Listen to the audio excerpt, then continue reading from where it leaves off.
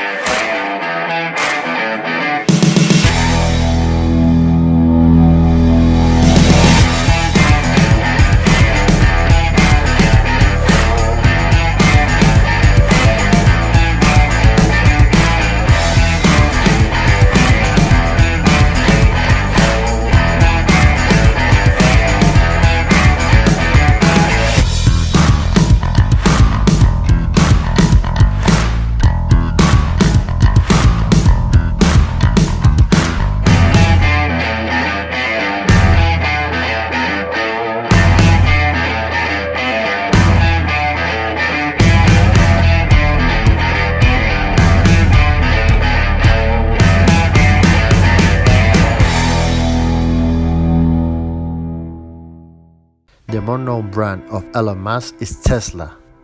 They started with the Roadster 1, the Model S,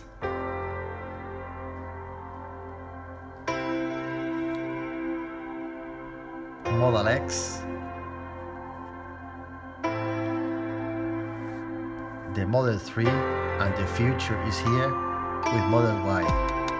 Really sexy models.